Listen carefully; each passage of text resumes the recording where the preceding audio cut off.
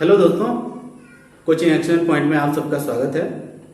आप देख रहे हैं आपका अपना पसंदीदा YouTube channel coaching action point. दोस्तों, आज के वीडियो में हम लोग एक महत्वपूर्ण चैप्टर कैलकुलस के एक भाग अवकलन को पढ़ने वाले हैं। अवकलन जिसे इंग्लिश में डिफरेंशिएशन कहते हैं। अवकलन क्या है इसकी परिभाषा जानेंगे। उसके बाद आप अक्सर सुनते होंगे अवकलन, उसके बाद अवकलज भी आपको सुनने और पढ़ने को मिलता होगा किताबों में। तो अवकलन सबसे पहले ये जानेंगे कि अवकलन क्या है, फिर उसके बाद जानेंगे अवकलज क्या है, कि कितने ऐसे फलन हैं जिनका अवकलन किया जाता है। मुख्य रूप से अवकल गुणांक क्या होता है जिसे डिफरेंशियल कोएफिशिएंट कहते हैं, शॉर्टकट में डीसी लिखा जाता है। कितने तरीके से अवकलन किया जाता है उन तरीकों को भी हम जानेंगे। उसके बाद कुछ प्रमुख सूत्र भी जानेंगे जो बहुत ही जरूरी है। सूत्र मैथमेटिक्स से लड़ने का एक हथियार होता है। जिन विद्यार्थियों के पास जितना ही सूत्र होता है मैथमेटिक्स में, मैथमेटिक्स उनका उतना ही मजबूत माना जाता है। ये मेरा भी मानना है और मैं समझता हूं जितने मैथमेटिक्स के जानकार हैं आप भी इसे मानते होंगे शायद। तो मैथमेटिक्स में फार्मूलों की जरूरत पड़ती है। फार्मूला नहीं है तो आपका मैथ हमेशा कमजोर रहेगा ही रहेगा। तो इस कैलकुलस के इंपॉर्टेंट चैप्टर अवकलन डिफरेंशिएशन में कितने तरीके से डिफरेंशिएशन किया जाता है, कितने तरह के फलनों का किया जाता है, ये पढ़ेंगे। उसके प्रमुख सूत्रों को पढ़ेंगे। तो सबसे पहले अवकलन क्या है ये जान लेना जरूरी है। आप लोग अक्सर चक्रवृद्धि ब्याज तो जरूर सुने होंगे। चक्रवृद्धि ब्याज में क्या होता है कि जब दर बदलता है तो ब्याज की राशि बदल जाती है। ब्याज का दर बदलता है तो ब्याज की राशि बदल जाती है। उसके बाद आप लोग में से बहुत लोग तो बाइक चलाते होंगे, कार चलाते होंगे। तो यहां बाइक कार का उदाहरण भी लिया जा सकता है। जब आप बाइक का या कार का एक्सेलेरेटर ज्यादा तेज करते हैं तो जाहिर सी बात है आप डिस्टेंस ज्यादा तय करेंगे। समय में भी परिवर्तन होगा। कम समय में ज्यादा दूरी तय करेंगे तो समय यहां परिवर्तित हो रहा है तो दूरी भी परिवर्तित हो रहा है। उसी तरीके से चक्रवृद्धि ब्याज को अगर ध्यान से देखें तो दर अगर परिवर्तित हो जाता है, दर बदल जाता है तो इधर ब्याज भी बदल जाता है।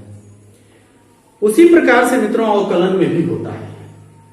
तो अवकलन की परिभाषा है कि किसी चर राशि का, ध्यान से सुनिएगा, अवकलन की परिभाषा, डिफिनेशन ऑफ डिफरेंशिएशन, किसी चर राशि का किसी अन्य चर राशि के सापेक्ष, किसी चर राशि का किसी अन्य चर राशि के सापेक्ष बदलाव की दर को अवकलन या डिफरेंशिएशन कहते हैं। और अवकलन के बाद जो भी परिणाम प्राप्त होता है, जो भी रिजल्ट सामने आता है, जो भी मान सामने आता है, वह मान ही अवकलज कहलाता है या डेरिवेटिव कहलाता है। तो क्लियर हो गया आपका अवकलन क्या है, अवकलज क्या है। इसे संक्षेप में कह सकते हैं अवकलन एक प्रक्रिया है, अवकलन एक प्रोसेस है और उस प्रोसेस को पूरा कर लेने के बाद जो रिजल्ट सामने आता है, जो परिणाम सामने आता है, वही अवकलज होता है। तो अवकलज एक परिणाम है, एक फल है, एक रिजल्ट है, एक मान है। अवकलज एक परिणाम है, एक फल है, जबकि अवकलन एक प्रोसेस है, एक प्रक्रिया। अब हम किसी चर राशि में बदलाव से कैसे किसी फलन का मान परिवर्तित हो जाता है उसे देखेंगे।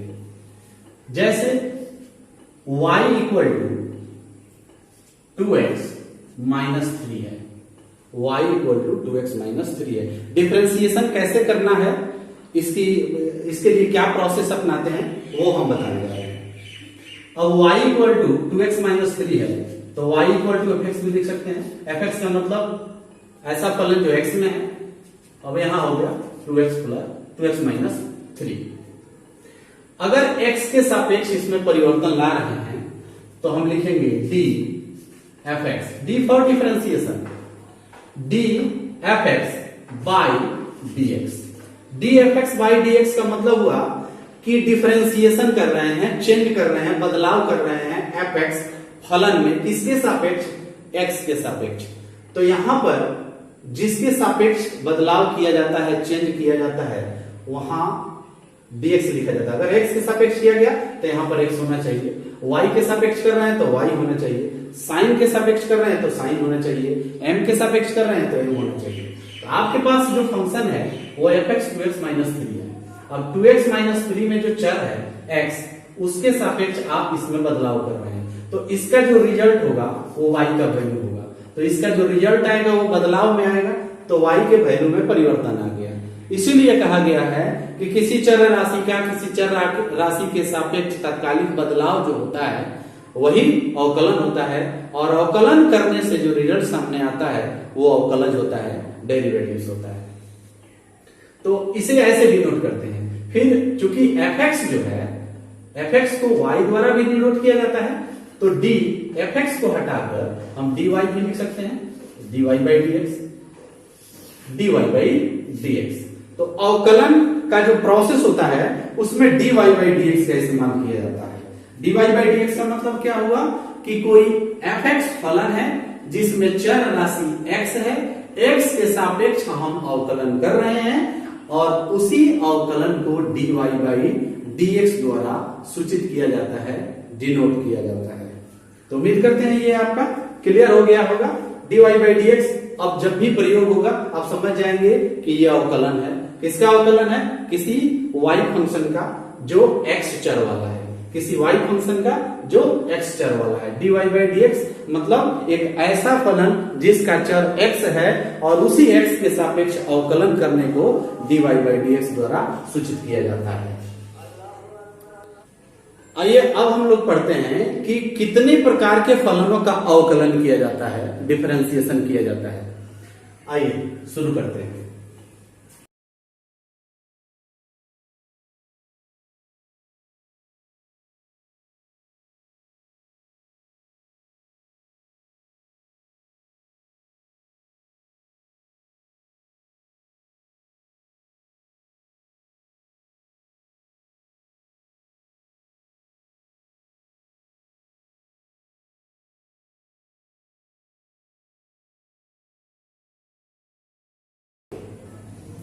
तो ये 5 प्रकार के फलन होते हैं जिनका अवकलन करने को कहा जाता है या किया जाता है।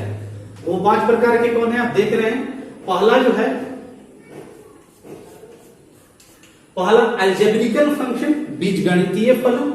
दूसरा ट्रिग्नोमेट्रिकल फंक्शन, त्रिकोणमितीय फलन। तीसरा इनवर्स ट्रिग्नोमेट्रिकल फंक्शन, प्रतिलोम त्रिकोणमितीय फलन। चौथा लोगरिथमिक फंक्शन, लघु गणकीय फलन। और 5वां एक्सपोनेंटल फंक्शन, घातांकीय फलन।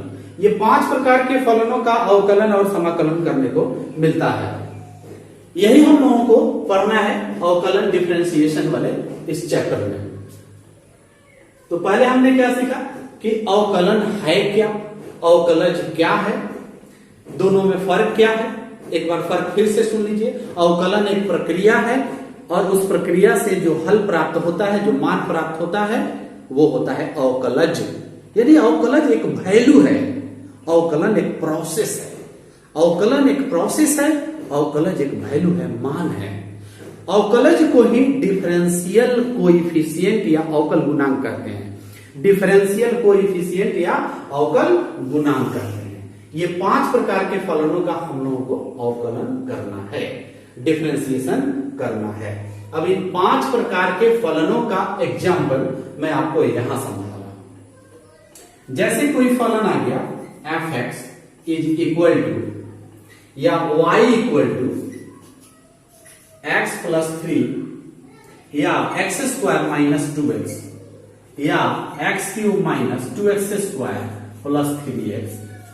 तो इस प्रकार जो फलन होंगे वो बीजगणितीय होंगे, अलजेब्रिकल फंक्शन होंगे। ये फलन समझ गए? ये क्लियर हो गया कि अलजेब्रिकल फंक्शन कब कहेंगे, तो ये अलजेब्रिकल फंक्शन हो गए। फिर fx equal to y equal to trigonometrical, sin x ले लें, cos x ले लें, tan रूट x ले लें, tan x प्लस 2 ले लें। तो इस तरह के जो फंक्शन होंगे वो ट्रिगोनोमेट्रिकल फंक्शन होंगे। ये अलजेब्रिकल फंक्शन के एग्जांपल्स हैं, ये ट्रिगोनोमेट्रिकल फंक्शन के एग्जांपल्स हैं। और भी लेते हैं देखिए एफ एक्स बराबर वाई, दोनों इसलिए लिख रहे हैं ताकि वाई कहिए या एफ एक्स कहिए, वाई एक फलन है, एफ एक्स एक फलन है, दोनों माना जाता है। फलन को वाई द्वारा भी सूचित किया जाता है, एफ एक्स द्वारा भी सूचित किया जाता है।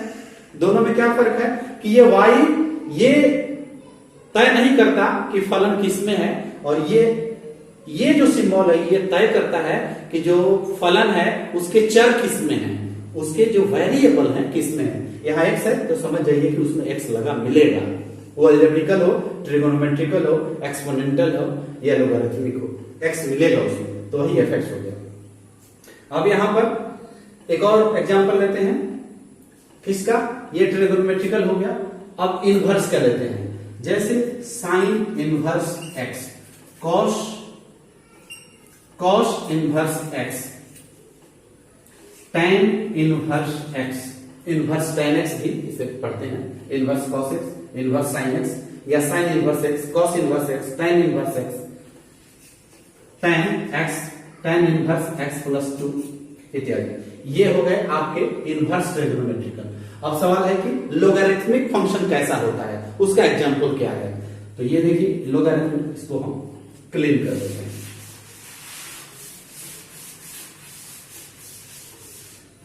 इसके एग्जांपल हो गए अलजेब्रिकल के, ट्रिगोनोमेट्रिकल के, इनवर्स ट्रिगोनोमेट्रिकल, और ये हो गया लोगरिथमिक। इसके एग्जांपल्स हैं log x, log x, log x square, अर्थात उसमें log लगा रहेगा तो लोगरिथमिक हो जाएगा, log x square, log x square भाई 3x, इस तरह से होगा।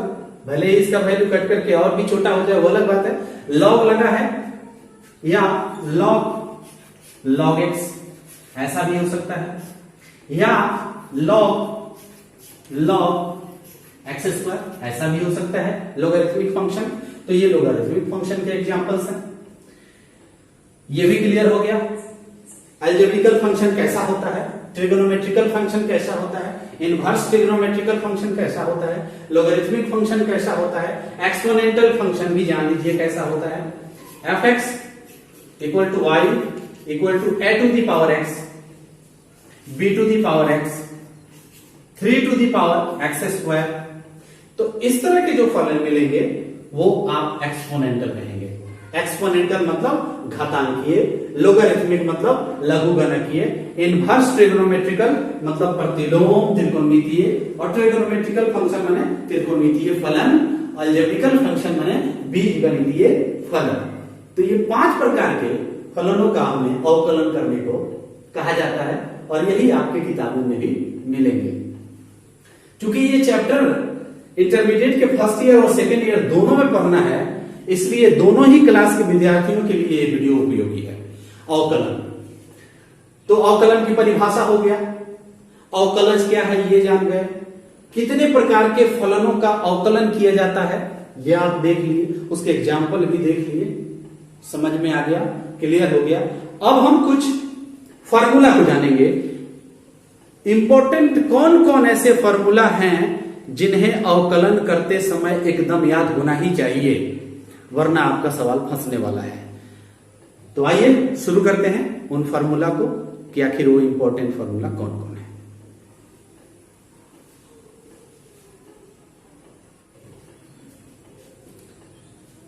पांच प्रकार के फलनों का नाम आपने देख लिया, इसे नोट कर लीजिएगा, ज्यादा बेहतर होगा। अब हम लोग जानेंगे कि उन फलनों का अवकलन कैसे किया जाता है। कितनी विधियां हैं अवकलन करने की? तो मित्रों दो विधियां हैं किसी फलन के अवकलन करने की। यहां लिख देते हैं, किसी फलन के अवकलन करने की प्रमुख विधियां दो तरीके से अवकलन किया जाता है। प्रमुख विधियां, जो पहली विधि है उसे प्रथम सिद्धांत कहते हैं। प्रथम सिद्धांत या प्रारंभिक सिद्धांत या प्रथम सिद्धांत, इसे इंग्लिश में फर्स्ट प्रिंसिपल कहते हैं। FIRS को फर्स्ट प्रिंसिपल मेथड, प्रथम सिद्धांत। और एक दूसरी जो विधि होती है अवकलन करने की, उसका नाम है सामान्य विधि। ओके, इसे कहते हैं जनरल मेथड। ये जनरल मेथड है मित्रों। दो विधियों से हम लोग अवकलन करते हैं किसी फलन का। पहला है प्रथम सिद्धांत या प्रारंभिक सिद्धांत, जिसे प्राथमिक सिद्धांत भी कहा जाता है या प्राथमिक विधि भी कहा जाता है। दोनों नामों से जानते हैं, दो नहीं बल्कि तीन हिंदी में नाम हो गए। एक प्रथम सिद्धांत, दूसरा प्रारंभिक सिद्धांत और तीसरा प्राथमिक सिद्धांत या प्राथमिक विधि, और दूसरा जो है सामान्य विधि। इसे प्रथम सिद्धांत को फर्स्ट प्रिंसिपल मेथड कहते हैं और सामान्य विधि को जनरल मेथड कहते हैं। यह प्रथम सिद्धांत वाला जो मेथड है यह लिमिट से सामने आता है। इसमें लिमिट का यूज किया जाता है। लिमिट आप पहले से पढ़े हैं, लिमिट से यह बनता है और लिमिट से ही कुछ फॉर्मूले सामने आए हैं जिनका उपयोग हम जनरल मेथड या सामान्य विधि में करते हैं, और उन्हीं सूत्रों का उपयोग कर हम सामान्य विधि से किसी फंक्शन का हल करते हैं। अब हम लोग कुछ महत्वपूर्ण फॉर्मूलों को जानेंगे कि कैसे किसी फलन का कौन कौन से फॉर्मूला लगाकर किसी फलन का अवकलन किया जाता है। तो मित्रों, ये हैं वो 10, 12, 13 फॉर्मूले। 13 फॉर्मूले जिन्हें अगर आप कंप्लीट याद कर लेते हैं, चाहे जैसे भी आप याद रखें, इसको याद तो रखना पड़ेगा। याद नहीं है फॉर्मूला, सवाल नहीं बनने वाला है, एकदम गारंटी है। कैसे बनाइएगा? फॉर्मूला तो हथियार है, युद्ध जीतने का, लड़ाई लड़ने का बहुत बड़ा हथियार है। मैथमेटिक्स से लड़ाई लड़ना है तो हथियार को एकदम संगीन बनाकर रखिए। तो संगीन कैसे होगा? जब इसे आप मेमोराइज कीजिएगा, जब इसे मेमोरी में लोड करके रखिएगा। ये सारे फॉर्मूले प्रथम सिद्धांत से जब अवकलन करते हैं इन त्रिकोणमितीय फलों का, तो ये सामने आते हैं। इन्हीं फॉर्मूलों का उपयोग करके हम सामान्य विधि से डिफरेंशिएशन करते हैं, जो अगले पार्ट में हम आपको बताने वाले हैं। इसे पढ़ते कैसे हैं ये बता देते हैं। देखिए, प्रथम सिद्धांत के लिए जो अवकलन का फॉर्मूला है वो limit x tends TENDS, x tends TENDS, tends, x tends, क्या पढ़ेंगे इसको? टेंड्स। और टेंड्स x टेंड्स भी कह देते हैं जल्दी जल्दी में। Limit x tends to 0 f x plus h minus fx by h, इस फॉर्मूला को पढ़ते हैं। Limit x tends to 0 f x plus h minus fx by h। अब यहां पढ़ने के लिए f of x plus h minus f of x by h या बटा h या अपॉन h भी पढ़ते हैं। इसको बाई कहिए, बटा कहिए, अपॉन कहिए, जो आप समझते हैं, बटा बाई अपॉन कर लीजिए इस चीज को h। तो ये प्रथम सिद्धांत से जब अवकलन कीजिएगा, जब डिफरेंशिएशन कीजिएगा, तो इस फॉर्मूला का उपयोग करना पड़ेगा। कौन सा फॉर्मूला है? फिर से दोहरा देते हैं, इसकी जरूरत है प्रथम सिद्धांत से करने के लिए। 11 और 12 दोनों की सिलेबस में है ये अवकलन। तो लिमिट h टेंड्स टू 0। अच्छा, एक चीज और आपको बता देना है कि h टेंड्स टू 0 या x टेंड्स टू 0 का मतलब क्या हुआ? h टेंड्स टू 0 का मतलब ये नहीं हुआ कि h का मान 0 है। 0 टेंड्स, ये एरो तीर का निशान बताता है कि 0 के तरफ जा रहा है, 0 के तरफ अप्रोच कर रहा है। अप्रोच माने पहुंच रहा है, अग्रसर है, उसकी ओर जा रहा है। 0 नहीं है। h टेंड्स टू 0 का मतलब h का वैल्यू 0 नहीं है। चलिए, limit h tends to 0 f x plus h minus fx by h। अन्य महत्वपूर्ण जो सूत्र हैं, कुल मिलाकर यहाँ नंबरिंग देखें तो 13 हो गया, एक प्रथम सिद्धांत वाला 14 फॉर्मूला आपको हमेशा याद रखना है। याद रखेंगे जल्दी बना पाएंगे आप सवाल। पढ़ते कैसे हैं ये देख लीजिए। पहला है डिफरेंशिएशन, ये अलजेब्रिकल में इसका उपयोग होगा, अलजेब्रिकल जो फंक्शन होगा उसमें इसका उपयोग होगा। ट्रिग्नोमेट्रिकल में भी होगा जब वो ट्रिग्नोमेट्रिकल अलजेब्रिकल जैसा दिखेगा। बताएंगे, कंफ्यूजन में मत पड़िए, टेंशन मत लीजिए, आपका सब क्लियर होगा। पहला फॉर्मूला है dx to the power n by dx equal to n into, ये n है, n इंटू, यहां इंटू है x to the power n minus 1, x to the power n minus 1, n ये यहां है, n इंटू है, n to the power n x, n into x to the power n minus 1। फिर से सुन लीजिए, पहला formula dx to the power n, dx to the power n by dx is equal to n into x to the power n minus 1। दूसरा है d sin x by dx equal to cos x, d cos x by dx equal to minus sin x, d tan x by dx equal to sec square x, d cosec x by dx equal to minus cosec x into cot x, d sec x by dx equal to sec x into tan x, d cot x by dx equal to minus cosec square x, d e to the power x, d e to the power x by dx equal to e के power x। 9 number जो formula है d log x by dx equal to 1 by x। 10 number जो formula है dc by dx equal to 0। अब dc, अब यहां जो c है वो कांस्टेंट है जिसे अचर राशि कहते हैं, स्थिर राशि कहते हैं। अब इसका वैल्यू x से स्वतंत्र होगा, x से स्वतंत्र होगा मतलब उसके साथ x नहीं रहेगा। x कैसे नहीं रहेगा? जैसे कोई संख्या के रूप में है, 5 है, 6 है, 7 है, 8 है, 9 है, 10 है, या x उसमें है ही नहीं, वो चाहे जो भी है, वो संख्या चाहे जो भी है, ज्ञात है अज्ञात है, उससे मतलब नहीं है। अगर चर नहीं है, उसके साथ x नहीं है, तो उसका जो डिफरेंशिएशन होगा वो 0 होगा। जैसे यहां 5 कर दें, 5 बटा dx तो 0, 1 बटा dx तो 0, 3 बटा dx तो 0, a बटा dx तो 0। लेकिन अगर a के साथ कोई चर x लगा हुआ है तब उसका डिफरेंशिएशन कुछ अलग होगा। हमने वैसे कांस्टेंट के बारे में बताया जो x से स्वतंत्र है, मतलब उसमें x है ही नहीं, उसका अगर डिफरेंशिएशन करेंगे तो 0 आएगा। 11 नंबर फॉर्मूला देखिए, u इंटू v है। अब u इंटू v क्या है? दो फंक्शन है, एक का नाम u है, एक का नाम v है, और दोनों दो किस्म के फंक्शन हैं, दोनों अलग अलग फंक्शन हैं। तो u इंटू v के रूप में अगर दो फंक्शन रहते हैं, u इंटू v के रूप में दो फंक्शन रहते हैं और उनका डिफरेंशिएशन करना है, मतलब डैश, डैश मतलब डिफरेंशिएशन, डैश मतलब डिफरेंशिएशन, याद रखिएगा, डैश से घबराना नहीं है।